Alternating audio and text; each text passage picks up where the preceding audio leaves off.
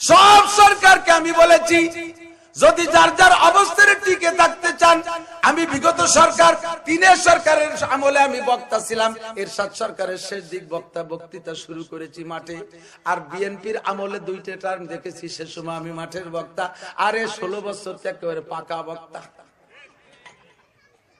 আল্লাহু আকবার।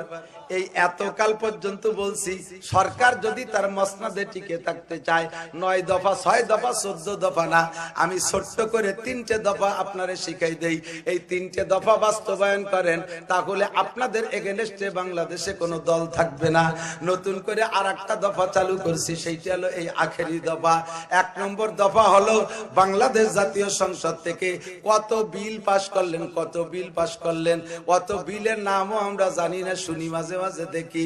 এত বিলের ভিতরে মুসলিম সংখ্যাগরিষ্ঠ দেশে একটা বিল পাস করতে হবে, সংসদ থেকে নামাজের বিল পাস। আল্লাহ তারা আল্লাহ তুমি কি এটা বুঝে শুনে প্রশ্ন করলে? এটা কথার মতো কথা। এত মানুষ, এই 18 কোটি মানুষ কোন আগানে বাগানে কুয়ো খানা খাল বিলির মধ্যে থাকে, কেটা কোন জায়গায় গার্মেন্টসের মধ্যে, বাসের তলে ট্রাকের তলে বলা যায় আমি কোন জায়গায় খুঁজে খুঁজে নামাজ পড়াবো। আল্লাহ কয় তোমার খোটা লাগবে না, তুমি প্রমাণ করেছো মসজিদ যারা খালি করতে পারে মসজিদ তারা ভরতে পারে। তুমি পুলিশ পাঠাই দিয়া আমার মসজিদ গুলো খালি করেছো। আরে খালি করতে যত কষ্ট করা লাগে ভরতে অত কষ্ট করা লাগবে না। মাত্র আজানের পরে পুলিশ নামায় দাও, মাত্র 3টে দিন তুমি অভিযান চালাও। বেনামাজি মুসলমানের সন্তান আজানের সময়, আজানের পরে বাহিরে কারা কাজ করে আর ঘোরাফেরা করে, হাজার হাজার মারা লাগবে না, তাগড়া তাগড়া 2-3টে জোড়া, 2-3টে জোড়ার পাছায় তুলে 5টা-6টা বাড়ি দিয়ে দাও। আর ওইটা ইউটিউব আর টেলিভিশনে ভাইরাল করে দাও যে পুলিশে এখন বেনামাজিরে পিটাচ্ছে। দেখবা আল্লাহ বাঁচালি একটাও বেনামাজি থাকবে না, সাথে সাথে হিন্দু যুবকরাও ভয়তে ঢুকে যাবে। আরে 1 বাড়ি নামাজ না পড়লেই পিটায়, কথা বলেন। এখন কয় পিটাইয়ে নামাজ পড়ানো কি জায়েজ আছে? সরকারের রোজগার ভালো ভালো মুহাদ্দিস, হযরত মাওলানা মুহাদ্দিস মুমতাজ সাইকুল হাদিস, ও কাজে আমি বুখারী মুসলিম তিরমিজি সব পড়ছি, গোলা ডিম পড়ছি। এই মুহাদ্দিসটা ওই জায়গায় বলছে ফাতোয়া দেখা লা ইকরাহা ফিদ্দিন, আয়াত পড়ি তরজমা লা ইকরাহা ফিদ্দিন, ধর্মের মধ্যে জবরদস্তি নাই, ধর্মের মধ্যে জবরদস্তি নাই। তরজমা তুই বুঝিস না। ফ্যামিলির রাখাল আব্বাজি, আরে আমি ওয়ার্ডের রাখাল মেম্বার, ইউনিয়নের রাখাল চেয়ারম্যান, আরে উপজেলার রাখাল উপজেলা চেয়ারম্যান, সিটের রাখাল এমপি, মন্ত্রণালয়ের রাখাল মন্ত্রী, গোটা বাংলাদেশের রাখাল প্রধানমন্ত্রী, প্রেসিডেন্ট, কথা বলেন। তাদের অবান্তরে প্রধান তত্ত্বাবধায়ক সরকার, অন্তর্বর্তীকালীন সরকারের প্রধান উপদেষ্টা, গোটা বাংলাদেশের রাখাল। তোমাকে দায়িত্ব দেওয়া হয়েছে পিটাইয়ে নামাজ পড়াও। পিটাইয়ে কত কিছু করলা, পিটাইয়া কত কিছু করলে, নামাজটা কেন পড়াইলে না? ঢাকা রাজধানী শহরের লক্ষ লক্ষ কোটি কোটি মানুষ, ব্যস্ত মানুষের মধ্য থেকে বাছাই ছাঁটাই করে এই সাময়িক জান্নাতের বাগানের বাসিন্দা হিসেবে আমাদেরকেই পছন্দ করে ডেকে নিয়ে আসছেন। আয়া নেহি হো বুলায়া গয়া হো, ইচ্ছা মতো আসতে পারি নাই, আল্লাহ পাক আমাদেরকে ডেকে নিয়ে আসছেন। জান্নাতের বাগানে অবশ্যই নমরুদ, কারুন, হামান, ফেরাউন, সাদ্দাদ, আবু জাহেল, আবু লাহাব, উতবা, সাইবা, ওলীদ ইবনে মুগীরা, এই সমস্ত বিশ্ববিখ্যাত দামড়া দামড়া কাফেররা, ওরা জান্নাতে থাকবে না। ওখানে যাবে আম্বিয়া আলাইহিমুস সালাম, সাহাবায়ে কিরাম, আবু বকর, উমর, উসমান, আলী, তালহা, জুবায়ের, বিলাল, আম্মার, সুহায়েব, বুজুর্গানে দিন, উলামায়ে কিরাম, মুসলমান, ইমানদার, পরহেজগার। তো অবশ্যই এটার নাম জান্নাতের বাগান। আল্লাহ পাক আমাদেরকে ডেকে নিয়ে আসছেন, কাজেই আমরা বিশ্বাস করি আমরা সকলেই জান্নাতি। আল্লাহ পাক আমাদের জান্নাতের বাগানে জায়গা দিয়েছেন, বসতে সুযোগ দিয়েছেন, এজন্য আবারও পড়ি আলহামদুলিল্লাহ। মাগরিবের পর থেকে নিয়ে বিশেষ করে আলোচনা শুরু হয়েছে, শুনতে পারি নাই কে কি বলেছেন। চর্বিত চর্বণ না হয়ে যায়, এক কথা বারবার বললে শুনতে ভালো লাগে না। কোরআন হাদিসের দৃষ্টিতে উলামায়ে কেরাম উম্মতের জরুরত বুঝে প্রয়োজন সাপেক্ষে কথা বলে। আমাদের ইউটিউবে যে সকল বয়ানগুলো আছে শুনলে পাবেন ইনশাআল্লাহ মানুষের জন্ম থেকে নিয়ে মৃত্যু পর্যন্ত যত সাবজেক্ট আছে সব সাবজেক্টের উপরে আমরা কথা বলে থাকি। কাজেই এখানে আপনারা দীর্ঘদিন যারা বয়ান শুনেছেন, 10টা-20টা মাহফিল শুনেছেন, নতুন কিছু কোনো ওলামায়ে কেরাম আপনাদেরকে বলতে পারবে না, কারণ কোরআন হাদিস পুরাতন, আমাদের আলোচনাও পুরাতন। তো বয়ান শোনার জন্য 3টে আদব নবী আলাইহিস সালাম বলেন, আল্লাহ পাক বলেছেন 2টা, একটা হলো ফাসতামিউ লাহু, আর একটা হলো ওয়া আনসিতু।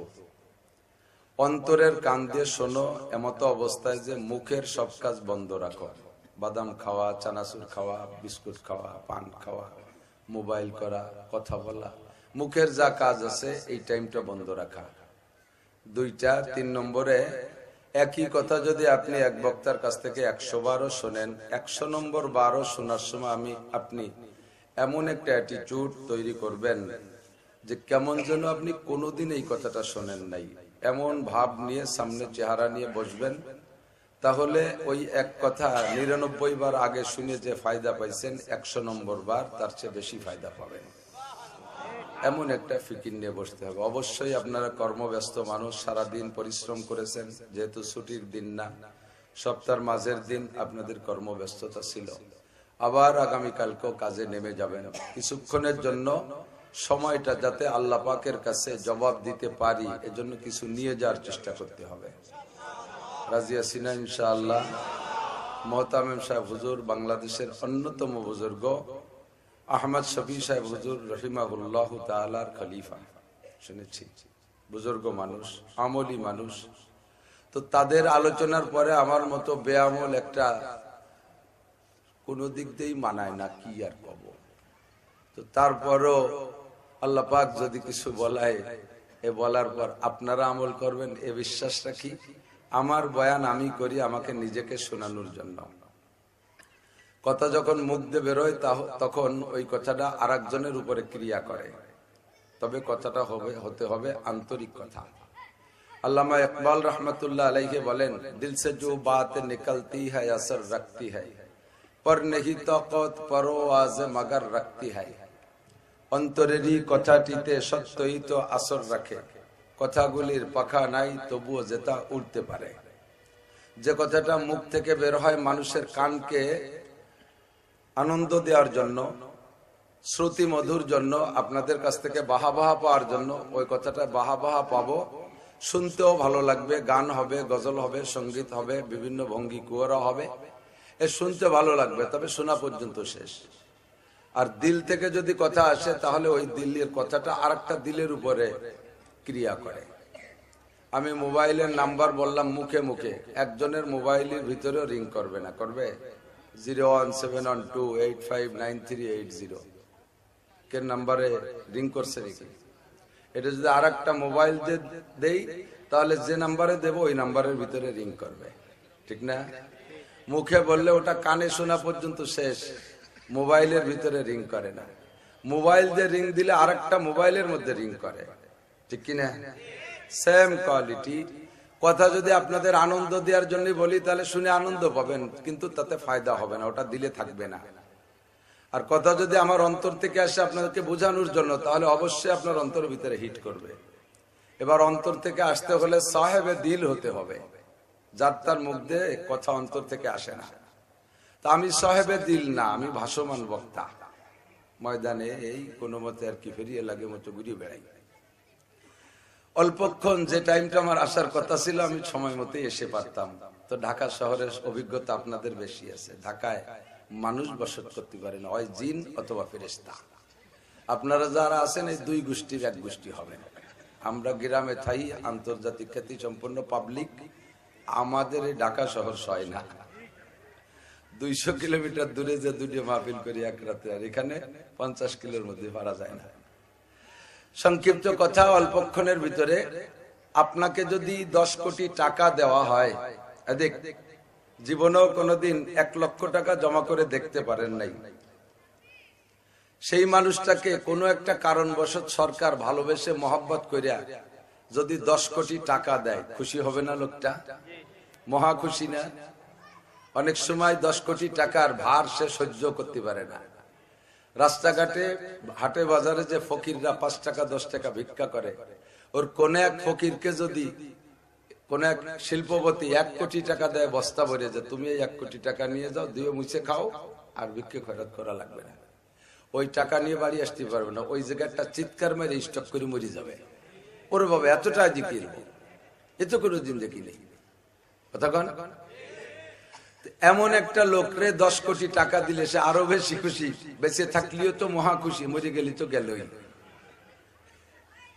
তো এই লোকটারে সরকার ঘোষণা দিয়েছে আগামী 1 ডিসেম্বর তুমি 10 কোটি টাকা নিয়ে যাবা। কিন্তু কবে যেন কোন এক আকাম করা ছিল, তাতে একটা মামলা ছিল, সেই মামলাটা রায় হয়ে গেছে 2 তারিখ বেলা 3টের সময় ওই লোকটার ফাঁসি হবে। 1 তারিখে 10 কোটি টাকা পাবে, 2 তারিখে ফাঁসি হবে। জীবনে 1 লাখ টাকা জমা করে দেখতে পারেন এই লোক 10 কোটি টাকা পেয়ে কত খুশি। তো আপনারা কে কোন মতের আছে আমি জানি না, আল্লাহ না করুক এমন অফার যদি আমার আসে, তা আমি বলবো 10 কোটি টাকাও ছেড়ে দিলাম, সারা জীবন যা ইনকাম করছি সব দিয়ে দেন, আমি জীবন ভিক্ষা চাই। কথা কন না কেন?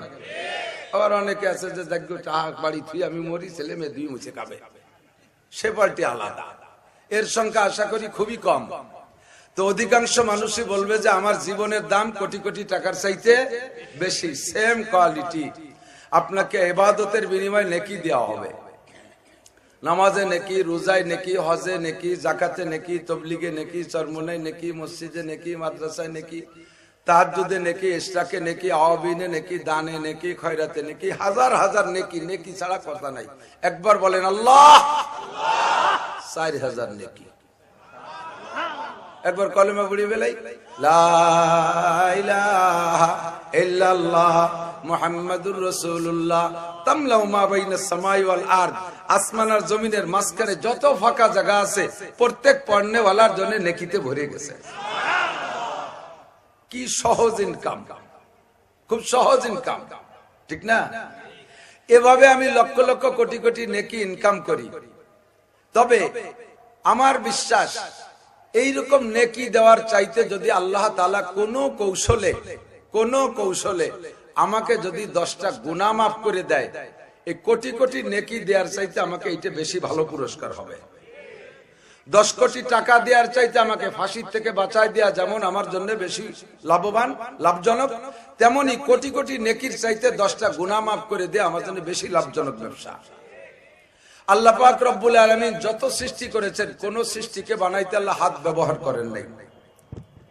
আসমান এত বড় হাত দিয়ে বানায় নাই, জমিন এত বড় হাত দিয়ে বানায় নাই, সূর্য এত বড় হাত দিয়ে বানায় নাই, চন্দ্র এত বড় হাত দিয়ে বানায় নাই, কোটি কোটি তারকা হাত দিয়ে বানায় নাই, ফেরেশতা এত দামি তাদেরকে হাত দিয়ে বানায় নাই, জিনকে আল্লাহ তাআলা হাত দিয়ে বানায় নাই, কোন মখলুক হাত দিয়ে বানায় নাই। 5টা সৃষ্টিকে আল্লাহ তাআলা, 5টা জিনিসকে আল্লাহ তাআলা হাত দিয়ে বানাইছে। 1 নম্বরে আল্লাহ পাকের আরশে আজিম, আল্লাহর আরশটা আল্লাহ নিজ হাতে একেবারে পছন্দ মতো বানাইছে। কোন মিস্ত্রি রুচিশীল মিস্ত্রি হাজার হাজার সোফা বানাচ্ছে, হাজার হাজার সোফা বানাচ্ছে, হঠাৎ করে সে ভালো মানের সেগুন কাঠ পেয়ে গেছে। এখন মনের মধ্যে শখ হয়েছে, জীবন ভরে যত মানুষটা যত চেয়ার বানায় দিছি আর সোফা বানায় দিছি, সব মডেল থেকে বাছাই করে সুন্দর অত্যাধুনিক মডেলে আমার নিজের জন্য একটা চেয়ার বানাবো। তাহলে এই চেয়ারটা কত ভালো হবে, সকলের চাইতে সে ভালো বানাবে নিজের। আল্লাহ পাক বলেন সবকিছু বানাইছি তোমাদের জন্য, আমি বসার জন্য, আমার অবস্থানের জন্য। আমি একটা আরশ বানাবো তোমাদের জন্য, জান্নাত বানাইলাম তোমাদের জন্য, জান্নাতের নাজ ও নিয়ামত বানাইলাম, সবকিছু সাজাইলাম। তবে আমি নিজে বসার জন্য একটা আরশ বানাবো আর একটা কুরসি বানাবো, এইটা আমি নিজ হাতে বানাবো। এটা আল্লাহ তাআলা বানাইছে। 2 নম্বরে মানুষের তাকদীর এবং আসমানি কিতাব লেখার জন্য আল্লাহ পাক যে কলমটা ব্যবহার করেন, এই কলমটা আল্লাহ তাআলা নিজ হাতে বানাইছে। 3 নম্বরে 8টা জান্নাতের মধ্যে আল্লাহ তাআলা জান্নাতে আদন নামে একটা জান্নাত, এইটা আল্লাহ নিজ হাতে বানাইছে।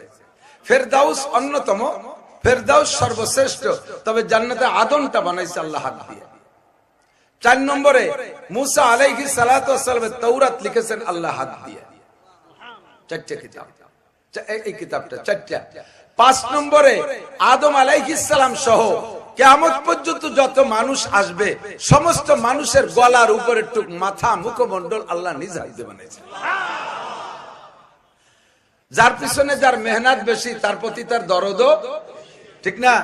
সন্তান জন্ম দিতে আব্বারও কষ্ট করা লাগে, মারও কষ্ট করা লাগে। দুইজনের মধ্যে কষ্ট কার বেশি?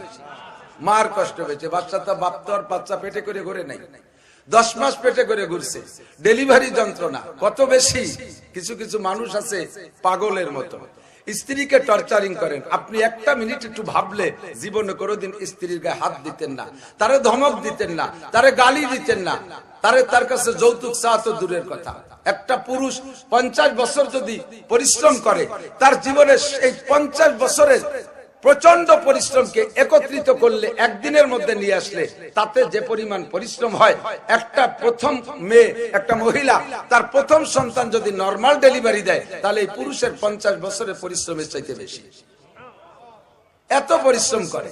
আল্লাহু আকবার।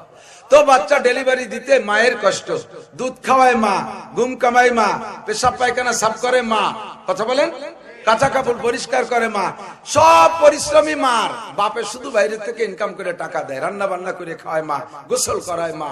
এই জন্য সন্তানের টান মায়ের প্রতি বেশি, মারও টান সন্তানের প্রতি বেশি, যার পরিশ্রম বেশি। এক যুবক বসে বসে একজোড়া ছেঁড়া স্যান্ডেল, দামি একটা শাল, 12,000 টাকা দামের কাশ্মীরি শাল, শাল মানে 2024 সাল না, কাশ্মীরি শাল দিয়ে স্যান্ডেল মুছতিছে। খেয়াল হলো, স্যান্ডেল জোড়া এত ভালো, 5-7 বছর আগে কিনছিল চামড়া স্যান্ডেল, পাল্টাতি তার মূল ফ্রেমে কিছু নাই। মুসিদ দোকানের ওই টুকরো চামড়া স্যান্ডেল হয়ে গেছে লাস্টে। তাই শাল দিয়ে পরিষ্কার করে। জিজ্ঞেস করে, এই এত দামি শাল দিয়ে স্যান্ডেল মুছি, শাল কারা স্যান্ডেল কার? স্যান্ডেল জোড়া আমি রিক্সা চালাইয়া বহুত কষ্ট করে কিনছি, কয় বছর সাধনা করে, আর শাল দিয়েছিল আমার শ্বশুর। শাল দেশে ওর শ্বশুর, শ্বশুর দিয়া শাল 12,000 না 50,000 হোক, অত পয়সা লাগে নাই। ওর পিছনে তার মেহনত নাই, কিন্তু স্যান্ডেল কিনছি তার রিক্সা চালানি, রক্ত পানি করা টাকা। এই জন্য দরদ বেশি, ওই শাল দিয়ে স্যান্ডেল মুছা যায়। বুঝাইতে চাইছি, যার পিছনে যার পরিশ্রম বেশি তার প্রতি তার দরদ বেশি। আল্লাহ পাকের পরিশ্রম হয় না, তবে যা আল্লাহ তাআলা নিজ হাতে বানাইছেন, যা কোন কয়ে বানাইছে, তার প্রতি যে দরদ হবে, যা হাতে বানাইছে তার প্রতি দরদ অবশ্যই বেশি হবে। এজন্য আল্লাহ তাআলা অন্য সব ধ্বংস হয়ে যাক, কিছু আসে যায় না। আসমান ভেঙে যাবে, কিয়ামত যখন হবে, ইজাস সামাউন ফাতারাত ওয়া ইদাল কাওয়াকিবু ইনতাসারাত ওয়া ইদাল বিহারু ফুজ্জিরাত, এমন করে কিয়ামতের বহুত ঘটনা। আসমান ফেটে যাবে, চন্দ্র উড়ে যাবে, সূর্যের খবর থাকবে না, তারকাগুলো ছিন্ন ভিন্ন হয়ে যাবে, জমিন পায়ের নিচ থেকে হারিয়ে যাবে, পাহাড়গুলো তুলোর মতো উঠতে তালে থাকবে। আল্লাহ পাকের বিন্দু মাত্র খারাপ লাগবে না। শুধুমাত্র মানুষ যদি দোজখে যায়, আল্লাহ পাকের খুব খারাপ লাগবে, আল্লাহর খুব খারাপ লাগবে। এজন্য এই মানুষকে বাঁচানোর জন্য আল্লাহ পাক আমাকে আপনাকে সহজ পদ্ধতি দিয়েছে। বান্দা, নেকি তো মাওলানা নাসির বলবে, উলামায়ে কিরাম বলবে, কোথায় কোথায় নেকি, কোথায় কোথায় নেকি, মুমিনের কদমে কদমে নেকি, বলেন আলহামদুলিল্লাহ। তবে তোমাকে নেকি দেওয়ার চাইতে গুনাহ মাফ করে দেওয়াটা বেশি ভালো পুরস্কার, এটা যদি তুমি বোঝো। আর সেটাই আমি ব্যবস্থা রেখেছি। সহজ বুদ্ধি বান্দা, অল্প সময়ের ভিতরে কয়টা কথা শেষ করব। আল্লাহ পাক বলেন, ইন তাজতানিবু কাবাইর, শুনতেছেন সবাই, শুনতেছেন? আল্লাহ পাক বলেন, ইন তাজতানিবু কাবাইর মা তুনহাউনা আনহু নুকাফির আনকুম সাইয়্যাতিকুম, তোমরা যদি দুনিয়ায় যত গুনাহ আছে, গুনাহ দুই ভাগে বিভক্ত। আমার দিক নোটক বাটুসকুস, কথা হবে না, নীরবে শুনতে হবে। যত গুনাহ আছে সব গুনাহ দুই ভাগে ভাগ। কয় ভাগ? বড় আর ছোট। বড় আর, বড়টার নামও গুনাহ, বলেন বড়টার নামও, ছোটটার নাম নেকি, ছোটটার নামও গুনাহ। গুনাহ মানে আল্লাহ পাকের নাফরমানি, বড়টা আল্লাহর নাফরমানি, ছোটটা আল্লাহর নাফরমানি। দুইটা গুনার জন্য আল্লাহ পাকের পক্ষ থেকে বিচার একই। একটা গুনার কারণে 7,000 বছর জাহান্নাম। ভয় পান নাই? একটু মোমবাতি জ্বালাইয়া ওর মধ্যে 2 মিনিট আঙ্গুল ধরে রাখি, কোন বাহাদুর আছেন পারবে? অতর্কিত ভাবে গার্মেন্টস পুড়িয়ে আগুন লেগে মরিয়ে যায়, সে তো যায়, সে তো সাইতে পারে না, তাই পুড়িয়ে যায়। ইচ্ছাকৃতভাবে শান্ত মস্তিষ্কে একটা মোমের আগুনের মধ্যে 1 মিনিট আঙ্গুল রাখা যায় না, 10 সেকেন্ড আঙ্গুল রাখা যায় না। আর জাহান্নামের আগুন, যুবক বিশ্বাস করো, এর চাইতে 99 গুণ পাওয়ার ওয়ালা, 100 গুণ পাওয়ার ওয়ালা। এই জাহান্নামের আগুনের ভিতরে আপনাকে একটা গুনার কারণে 7000 বছর জাহান্নামে পড়তে হবে। 7000 বছরে কয় বছর? বুঝে নেই। 7000 বছরে কয় বছর? 7000 বছর। 7000 বছরে তার এই বাংলাদেশি জেলের মতো 9 মাসে বছর না, ও জায়গার পুরো মাস, দিন গুনে, মিনিট গুনে বছর হবে। 7000 বছর জাহান্নাম। সগীরা গুনাহ 7000, কবিরা গুনাহ 7000। কথা বলেন কয় হাজার? তাই সগীরা কবিরা ভাগ করে লাভ কি হলো? কবিরা মানে দেখতে বড়, আর সগীরা মানে দেখতে ছোট, বাকি সবই আল্লাহ নাফরমানি। দুইটার বিচার একই রকম করলে, দুইটার শাস্তি একই রকম দিলে বেইনসাফি হবে না? আদৌ না। 4 হাত লম্বা একটা কেউটো সাপে আপনাকে কামড় দিলে আপনি মরেন। সাপে কামড়ালে মানুষ মরে না? তো বড় একটা কেউটো সাপে কামড় দিয়েছে, মানুষ মারা গেছে। ছোট্ট 1 বিঘে ছোট্ট একটা সাপ, ওটা কামড়ালি তো মরে না, ওটি সগীরে সাপ। কবিরে সাপে কামড়াইলে মরে, সগীরে সাপে কামড়ালি মরে। মরে টাইম একটু বেশি খায়, একই টাইমে মরে। বড় সাপে কামড়াইলেও যে টাইমে মরে, ছোট সাপে কামড়াইলেও সেই টাইমে মরে। বড় সাপে কামড়াইলেও মরে, ছোট সাপে কামড়াইলেও মরে। ঠিক কি ঠিক না? তো কাজেই কবিরা গুনাহ 7000 বছর, সগীরা গুনাহ 7000 বছর। আল্লাহ পাকের বিচার ন্যায্যের ভিতরে কোনো ত্রুটি নেই। আল্লাহ পাক রব্বুল আলামিন বলেন, কবিরা গুনাহ থেকে বাঁচা সহজ, এই জন্য তোমাদের দায়িত্ব দিলাম কবিরা গুনাহ। সগীরা গুনাহ থেকে বাঁচা কঠিন। যেমন বড় 4 হাত লম্বা একটা সাপে যদি দংশন করতে যায়, কামড় দিতে যায়, সে ফনা তোলে, তার ফনাটা 1.5 হাত উঁচু হয়। একটা সাপের বডি যতটুকু ফনা তোলে, যে সব সাপে ওর বডিটার চেয়ে 3 ভাগের 1 ভাগ, 1/3 ফনার সময় উঁচু হয়ে যায়। তো সাপটা যদি 3 হাত হয়, 1 হাত উঁচু হয়ে গেল, ফস করে একটা শব্দ দেয়, শব্দটা সাপটা বড়, তার ফনাটা বড়, চোখেও পড়ে, ফসটাও শব্দ হয়, কানে আসে, কানে আসার সাথে সাথে জাম করে লাফ দিয়ে আত্মরক্ষা করা যায়। ঠিক কিনা? কিন্তু ছোট্ট একটুক একটা সাপ জুতোর মধ্যে ঢুকে বসে রয়েছে, তার হোশও নাই, তার ভাবনাও নাই। জাঙ্গের সাথে বেসায় রয়েছে বলে দড়িয়ে বুড়িয়ে ফেলাইছেন, মেরিয়ে দেশে জায়গা মতো। গেঞ্জির বগলের মধ্যে বেচা রয়েছে, গায়ে দিয়েছেন রাত্রি অন্ধকারে, মেরিয়ে দেশে জায়গা মতো। ওর হোশও নাই, ওর আওয়াজও নাই, ওর বডিও নাই। বালিশের কুনার মধ্যে লুকায় রয়েছে, নাড়া দেশের কানে মেরিয়ে দিছে। পায়ে কামড় দিলে হাঁটুর উপরে বান বাঁধে, এই জায়গায় রশি বাঁধে। কানে কামড় দিলে গলায় বাঁধতে হবে না,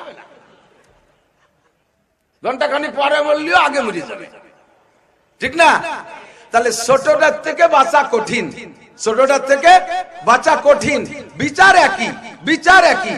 আল্লাহ পাক বললেন, তুমি কবিরা গুনাহ থেকে বাঁচো, আওয়াজ দেবে, ফস করবে, চোখে পড়বে, জাম করে লাফ দিয়ে সরে যাও। সগীরা গুনাহ দেখা যায় না, কোন ফাঁকে ফোঁকে হয়ে যাবে, ওটার থেকে বাঁচা তোমার বড় কঠিন। ওইটার দায়িত্ব আমি আল্লাহ নিয়ে নিলাম। ইন তাজতানিবু কাবাইরা মা তুনহাউনা আনহু, যে সকল কবিরা গুনাহ থেকে তোমাদেরকে নিষেধ করা হয়েছে, বাঁচার কথা বলা হয়েছে, ইনতাজতানিবু, যদি তুমি কবিরা গুনাহ থেকে বাঁচতে পারো, আল্লাহ কয় নুকাফির আনকুম সাইয়্যাতিকুম, তোমার সমস্ত সগীরা গুনাহ আমি বিনা তওবায় ক্ষমা করে দেব। এর জন্য আস্তাগফিরুল্লাহ পড়া লাগবে না, এর জন্য তওবা করা লাগবে না, আমি আল্লাহ বিনা তওবায় ক্ষমা করে দেব। তবে সামান্য একটু সিস্টেম করতে হবে, অল্প একটু সিস্টেমের আমল করো, তাহলে সগীরা গুনাহ আমল নামায় একটাও থাকবে, আমার দিক সগীরা গুনাহ একটাও থাকবে না। আল্লাহ সিস্টেম কি বলে দাও, আল্লাহ কয় ওয়াকিমিস সালাতা তারাফাইন নাহারি ওয়া যুলাফাম মিনাল লাইল ইন্নাল হাসানাতি ইউযহিবনাস সাইয়্যাত যালিকা যিকরা লিয-যাকিরিন। সিস্টেমটা হলো দিনে রাতে 5 ওয়াক্ত নামাজ। জোরে বলেন কয়? আরো জোরে। কেন মস্ক করাই? বর্তমানে দুনিয়ায় মুমিনের ঈমান ধ্বংস করার জন্য ফিতনার অভাব নাই। কতক্ষণ? নেক্সট সূরাতে ধোঁকা দেওয়ার জন্য আসছে। কাদিয়ানীরা নাম কয় আহমদী মুসলিম জামাত, আপনারা সাধারণ পাবলিক, জেনারেল শিক্ষিত বা সাধারণ পাবলিক, আহমাদি শুনলে মনে করবেন আপনার নবীর নাম, আর মুসলিম শুনলে নির্দ্বিধায় মনে করবেন মুসলমান। তাহলে এরা অবশ্যই একটা সত্য জাতি, একটা সত্য গোষ্ঠী।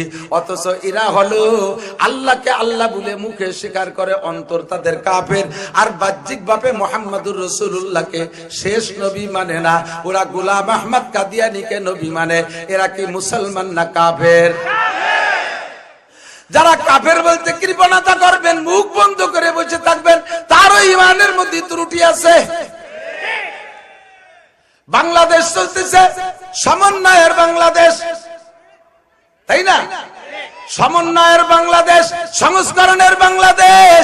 বিগত সরকারকে বইলা পারলাম না, আমলিক সরকারকে বলেছি, বিএনপি সরকারকে বলেছি, এরশাদ সরকারকে বলেছি, কাদিয়ানীদেরকে বাংলাদেশ থেকে অমুসলিম ঘোষণা দিতে হবে।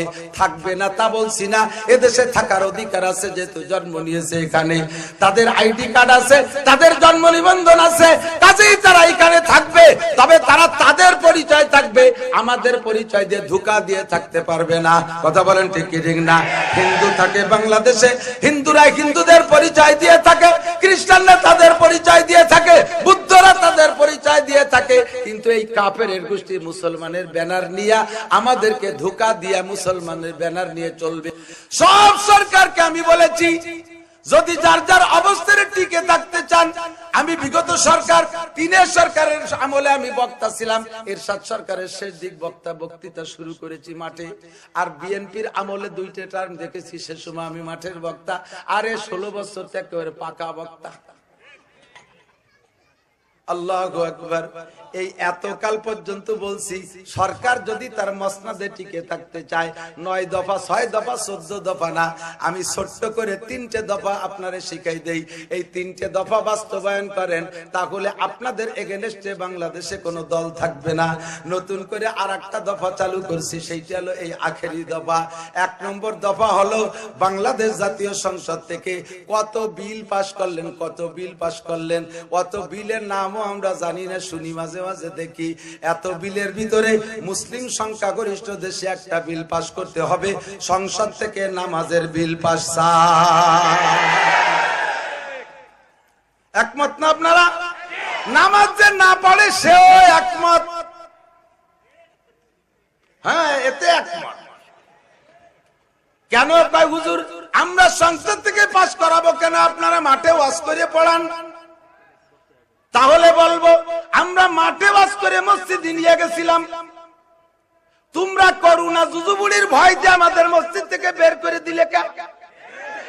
মসজিদ থেকে মসজিদে ঢুকবে, মসজিদ থেকে বের করার দায়িত্ব পালন করবা যারা, মসজিদে ঢুকানোর দায়িত্ব পালন করবা তারা।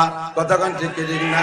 আমরা এত ওয়াজ নসিহত করে ঢুকাইছি, তোমরা করুণা জুজুবুড়ির ভয়তে মসজিদ খালি করে দিছো। কিয়ামতের ময়দানে ধরা পড়বারে চাচি চাচা গোষ্ঠী সহ, এই আমার মসজিদ খালি করলি পরে কেন ভরিয়ে দিলি না?